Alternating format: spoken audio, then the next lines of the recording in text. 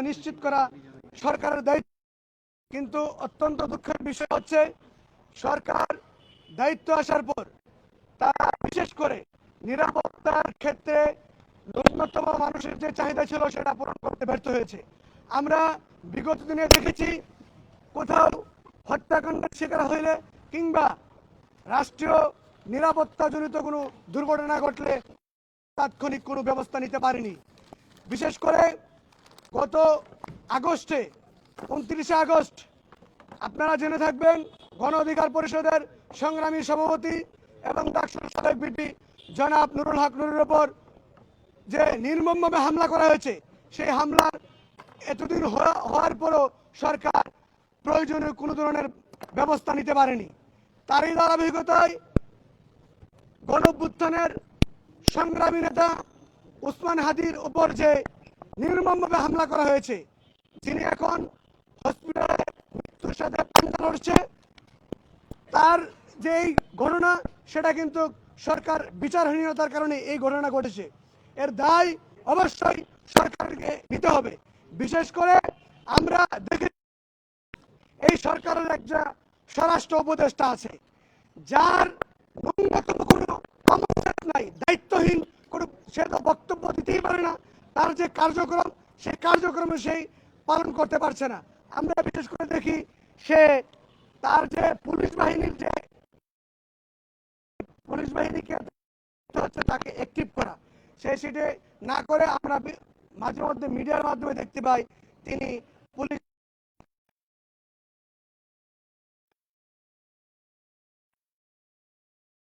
তার ব্যস্ততা থাকে।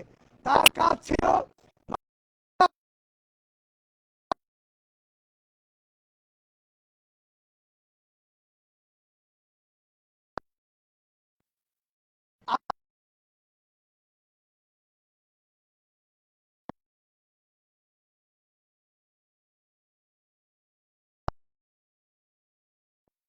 কাউকে যদি বসানো না হয় তাহলে আমি মনে করি আগামীর যে নির্বাচন সেই নির্বাচন করা মানুষের নিরাপত্তা নিশ্চিত করা সম্ভব হবে না। তো আমি এখানে আমাদের যে দায়িত্বশীল যারা উপস্থিত আছেন, যারা বক্তব্য দেবেন, এ পর্যায়ে আপনাদের সামনে বক্তব্য নিয়ে আসবেন ছাত্র অধিকার পরিষদের কেন্দ্রীয় যুগ্ম সাধারণ সম্পাদক রাকিবুল ইসলাম। আমাদের যে অভিযোগের টিম, সেই টিমটি আমি বর্তমান স্বরাষ্ট্র উপদেষ্টা, তার আরেকটি নাম আমি দিতে চাই, পেঁয়াজ উপদেষ্টাকে দিই। পেঁয়াজ উপদেষ্টার কাছেই আমাদের প্রশ্ন। আপনাকে রাষ্ট্রের সবচেয়ে গুরুত্বপূর্ণ একটি জায়গায় আপনাকে বসানো হয়েছে। আপনি আগে লেফটেন্যান্ট জেনারেল ছিলেন। আমাদের আপনার কর্মকাণ্ড এবং অ্যাক্টিভিটিস দেখে সন্দেহ হচ্ছে আপনি আসলে যোগ্যতায় লেফটেন্যান্ট হয়েছিলেন কিনা, নাকি কোটা বা কোনো লিঙ্ক লবিং দিয়ে আপনি আসলে লেফটেন্যান্ট হয়েছিলেন। এই জাওয়াত ভাই, বোমটা দেন তো, সাউন্ড পায় না, সেটা পুরো বাংলাদেশ বোমটা এদিকে দেন, অনেকাংশে খাটো করে। শুধু তাই নয়, আমি তাকে আরো কিছু উপাধি দিতে চাই। উনি ব্যর্থতায় কামেল। ওনার যে কর্মকাণ্ড ইদানিং আমরা দেখেছি বিগত 1-1.5 বছরে, উনি আসলে ব্যর্থতার উপরে কামেল পাশ করেছেন। উনি ওনার অযোগ্যতায় পরিপূর্ণভাবে সফল হয়েছেন। যেখানে রাষ্ট্রের একজন গুরুত্বপূর্ণ ব্যক্তিকে নির্মমভাবে শুট করা হয়েছে, যিনি মৃত্যুর সাথে পাঞ্জা লড়ছেন, তার অপরাধীদেরকে যখন গ্রেপ্তারের প্রশ্ন করা হয়েছে, এই বিষয়ে তিনি আসলে তাৎক্ষণিক কোনো প্রতিক্রিয়া ব্যক্ত করেননি। শুধু তাই নয়, পালিয়ে গেছে, তারপরে তিনি দিতে পারলে 50 লক্ষ টাকা পুরস্কার দিবেন। এর মতো প্রহসন, এর মতো তামাশা জাতির সাথে আর কেউ করেছে বলে আমরা দেখি নাই। আমরা বলতে চাই, আপনি ইতিমধ্যে আপনার ব্যর্থতার ষোলতলা পূর্ণ করেছেন। ব্যর্থতায় কামেল পেঁয়াজ উপদেষ্টা, আপনি যদি পদত্যাগ না করেন, আপনাকে ঘাড়ে ধরে পদত্যাগ করা হবে, আপনাকে বাধ্য করা হবে পদত্যাগ করতে। আপনার কোনো যোগ্যতা নাই, কোনো কমন সেন্স নাই রাষ্ট্রের স্বরাষ্ট্র উপদেষ্টা হিসেবে থাকার, যিনি আইন শৃঙ্খলা নিরাপত্তা নিশ্চিত করতে পুরোপুরি ব্যর্থ হয়েছেন। আরেকটা বিষয় আমি প্রধান উপদেষ্টার দৃষ্টি আকর্ষণ করতে চাই। হাদি ভাইকে শুট আউট করার পরে তার অপরাধীদেরকে গ্রেপ্তার না করে আপনারা তামাশা শুরু করেছেন। আশিক চৌধুরী তার হেলমেটে হাদির ছবি লাগিয়ে আকাশ থেকে জাম দিবে, আপনারা এই ধরনের ছবি আপনার ফেসবুক থেকে আমরা আশা করিনি। আমরা আপনার ফেসবুক থেকে আশা করেছিলাম হাদির সাসপেক্টেড শুটারদেরকে গ্রেপ্তার করবেন, তাদেরকে 24 ঘন্টার মধ্যে 12 ঘন্টার মধ্যে জনসম্মুখে উপস্থাপন করবেন। আমরা মনে করি রাষ্ট্রের যে গোয়েন্দা বাহিনী আছে, এই গোয়েন্দা বাহিনী পুরোপুরি ম্যাল ফাংশনিং করছে। এক অকার্যকর, কোনো একটা বাহিনী যদি অকার্যকর হয় সেটা এক প্রশ্ন, যে ভাই এটা কাজ করছে না, এটা ফাংশন করছে না। কিন্তু যখন ওই বাহিনী ম্যাল ফাংশন করে সেটা অনেক ভয়ানক। আমাদের মনে করে আমাদের গোয়েন্দা বাহিনী ম্যাল ফাংশন করছে। যদি অকার্যকর হতো তাহলে হয়তো আমরা অনেক কিছু জানতে পারতাম না, হাদিকে আমরা নিজেরাই জনগণ গ্রেপ্তার করতে পারতাম। কিন্তু যখন ম্যাল ফাংশন করছে, অর্থাৎ রাষ্ট্রীয় গোয়েন্দা সংস্থার প্রত্যক্ষ মদদে তাদেরকে দেশ থেকে বিতাড়িত করতে, দেশ থেকে পালিয়ে যেতে সাহায্য করা হচ্ছে, তখন আমরা আমাদের সার্বভৌমত্ব, স্বাধীনতা, নিরাপত্তা এবং সার্বিক বিষয়ে অবশ্যই শঙ্কিত এবং উদ্বেগজনক অবস্থায় আছে। ধন্যবাদ সবাই। এরপরে আপনাদের সামনে সংক্ষিপ্ত বক্তব্য প্রদান করবেন ছাত্র অধিকার পরিষদের কেন্দ্রীয় সিনিয়র সহসভাপতি নেওয়াজ খান বাপ্পি। আসসালামু আলাইকুম সকলকে, সকল সাংবাদিক ভাই এবং নেতৃবৃন্দ সকলকে বাংলাদেশ ছাত্র অধিকার পরিষদের পক্ষ থেকে জানানো সালাম এবং শুভেচ্ছা। দেখেন, অত্যন্ত দুঃখের সাথে আমাদেরকে আসলে বলতে হচ্ছে, দেশের ভিতরে রাজনৈতিক অঙ্গন সহ নিরাপত্তা অঙ্গন, প্রত্যেকটা অঙ্গনে একটা 49 বায়ু পরিলক্ষিত হচ্ছে। সেই পর্যায়ে আমরা দেখতে পাচ্ছি সেই আওয়ামী লীগ শাসনামলে যেভাবে সেই ফ্যাসিবাদরা যেভাবে মানুষকে হত্যা করতো, যেভাবে নির্যাতন করতো, জুলুম করতো, একই রকম একটা তন্ত্র তারা কিন্তু আবারও কায়েম করতে চাচ্ছে।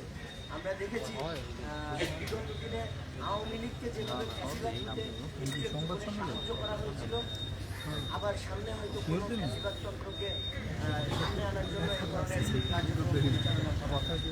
আমরা স্পষ্ট করে বলতে চাই, এই বাংলাদেশে আমরা কোনোভাবে আর সেই শাপলা হত্যাযজ্ঞ দেখতে চাই না। এই বাংলাদেশে শাহবাগতন্ত্র কায়েম হোক, আমরা সেটা দেখতে চাই না। এই বাংলাদেশে ফ্যাসিবাদের উত্থান হোক, আমরা সেটা দেখতে চাই না।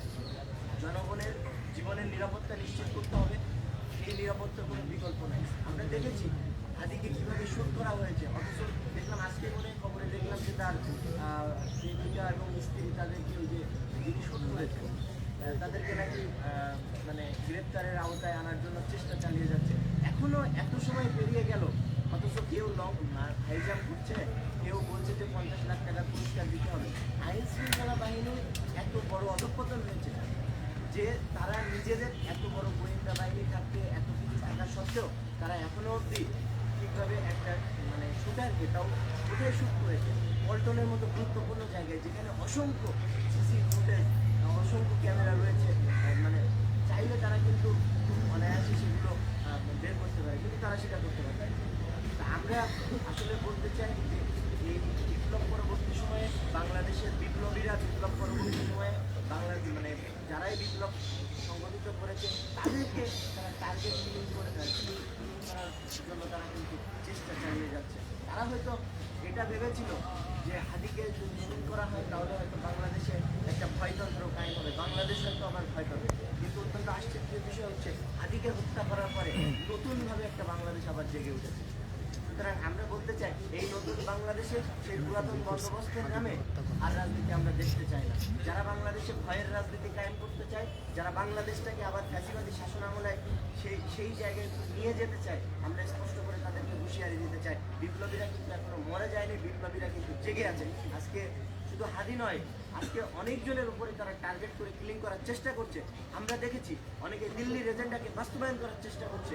আমরা বলতে চাই, বাংলাদেশের থেকে, দিল্লির থেকে যেভাবে নিউজ আমাদের দেশে আসে এবং দিল্লি থেকে যেভাবে এই বাংলাদেশকে পরিচালনা করার একটা পায়তারা চলছে, আমরা স্পষ্ট করে বলতে চাই, বাংলাদেশে আর দিল্লির যে শাসন সেটা আর আমরা কায়েম করতে দিতে চাই না। সুতরাং সবশেষে আমি একটা কথাই বলবো, এই দেশের জনগণের নিরাপত্তা দিতে হবে। যে দেশের জনগণের মানে যে দেশের বিপ্লবীদের জীবনের নিরাপত্তা নেই, সে দেশের জনগণের জীবনকে কীভাবে তারা নিরাপত্তা দিবে আমি সেটাই বুঝতে পারছি না।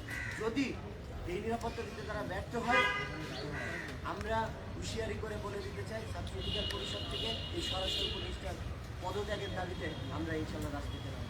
ধন্যবাদ সবাই। এ পর্যায়ে আপনাদের সামনে বক্তব্য নিয়ে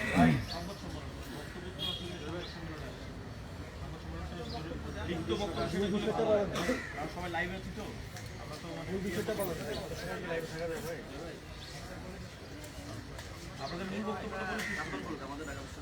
আমাদের ঢাকা বিশ্ববিদ্যালয় ছাত্র অধিকার পরিষদের সভাপতি এবং সলিমুল্লাহ মুসলিম হলের জিএস ফাতমান আব্দুল্লাহ। ধন্যবাদ। বর্তমান বাংলাদেশের সমসাময়িক বিষয় নিয়ে আজকের এই সংবাদ সম্মেলন। আসলে বাংলাদেশের এই বিপ্লব পরবর্তী বাংলাদেশে যে কয়েকটি ঘটনা ঘটেছে, এই আমাদের উপদেষ্টা পরিষদে যে কতগুলো যে ব্যর্থতার দৃষ্টান্ত আমরা দেখেছি, এগুলো আসলে এই সংক্ষিপ্ত সময়ে বলে শেষ করা সম্ভব না। আপনারা দেখেছেন এই উপদেষ্টা পরিষদের একের পর এক ব্যর্থতা এই আইন শৃঙ্খলা বাহিনীর মধ্যে দিয়ে কিন্তু আমরা দেখতে পাচ্ছি। তারা আসলে উপদেষ্টা পরিষদ তারা কী কারণে বসেছে আমরা দেখতে পাচ্ছি। তারা আসলে ওই খনি পতিত ফ্যাসিস্ট লীগের কর্মী বা দর্শকদের সেফ এক্সিট দেওয়ার জন্যই মূলত উপদেষ্টা পরিষদে বসেছে। কোনো একটা অকারেন্স ঘটে বা বিগত সময়ে যারা বিভিন্ন খুনের আসামি বা